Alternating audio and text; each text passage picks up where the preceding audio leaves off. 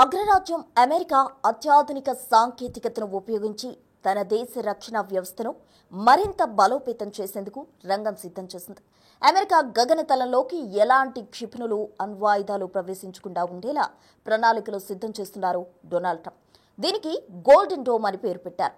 ఈ విషయాన్ని America white house అధికారికంగా ప్రకటించింది. అసలు ఈ గోల్డెన్ డోమ్ అంటే ఏంటన్న అనుమానాలు చాలా మందిలో తలెత్తొచ్చు. దీనికి అయ్యే ఖర్చు ఎంత అన్న సందేహాలు కలగవచ్చు. అసలు దీనివల్ల అమెరికాకు కలిగే ఉపయోగాలేంటో ఇప్పుడు చూద్దాం. గోల్డెన్ డోమ్ అంటే అత్యాధునిక సాంకేతికతను ఉపయోగించి తయారు చేసే ఒక లేజర్ కిరణం. ఈ లేజర్ కిరణాలు ఎంతటి దృఢమైన లోహాలనైనా సెకండ్ల వ్యవధిలో కోసి పడేస్తుంది. ఇలాంటి లేజర్ శక్తితో కూడిన ఉపగ్రహాన్ని అమెరికా తయారు చేసేందుకు సిద్ధమైంది. దీనిని తయారు చేసేందుకు $175 బిలియన్ ఖర్చవుతుందని అంచనా వేశారు శాస్త్రవేత్తలు. అంటే మన దేశ కరెన్సీ ప్రకారం అక్షరాల 15 లక్షల కోట్ల రూపాయలు అన్నమాట. ఇంత ఖర్చు చేసినప్పటికీ గోల్డెన్ డోమ్కు ఒక రూపాన్ని తీసుకురావాలంటే మరింత డబ్బులతో పాటు సుదీర్ఘ కాలం పడుతుంది. దాదాపు 20 ఏళ్లలో $542 బిలియన్ ఖర్చవుతుందని భావిస్తున్నారు నిపుణులు. ఇది అమెరికా చేతిలోకి వస్తే ప్రపంచంలోనే అత్యంత శక్తివంతమైన దేశంగా అమెరికా మారిపోతుంది.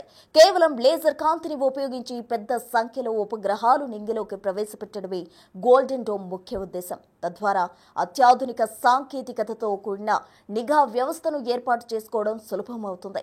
శత్రు దేశాలు చేసే దాడులు ముందుగానే పసిగట్టే అవకాశం ఉంటుంది.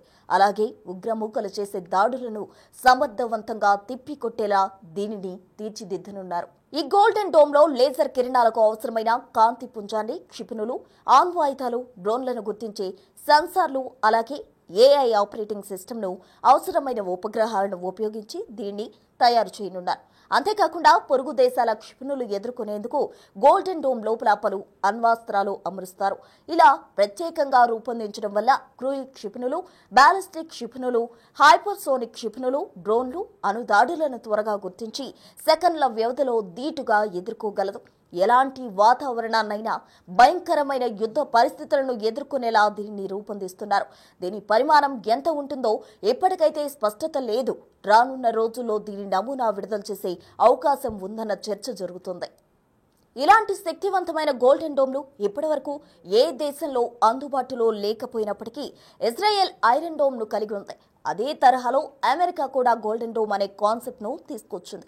గతంలో హమాస్ ఇజ్రాయెల్ యుద్ధం జరిగినప్పుడు ఇజ్రాయెల్ ఈ ఐరన్ డోమ్ ను రంగంలోకి దింపింది. అయితే హమాస్ ప్రయోగించిన క్షిపణులను ఇజ్రాయెల్కు చెందిన ఐరన్ డోమ్ అడ్డుకోవడంలో విఫలమైంది. అయితే అమెరికా తయారు చేసే గోల్డెన్ డోమ్ శక్తి ఎలా ఉంటుందో, ఎలా పనిచేస్తుందో తెలియాలంటే మరో కొన్ని సంవత్సరాలు వేచి చూడాల్సిందే. అయితే ఈ గోల్డెన్ డోమ్లను Russia, China, Iran, North Korea నుంచి వచ్చే ఉపద్రవాన్ని ఎదుర్కోవడం కోసం రూపొందిస్తున్నట్టు వార్తలు వినిపిస్తున్నాయి. ఈ క్రమంలోనే గోల్డెన్ డోమ్ కాన్సెప్ట్ ను చైనా, రష్యాలు వ్యతిరేకించడం ప్రారంభించాయి.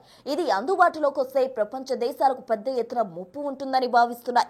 మరి ట్రంప్ దీనిపై ఎలా స్పందిస్తారో వేచి చూడాలి.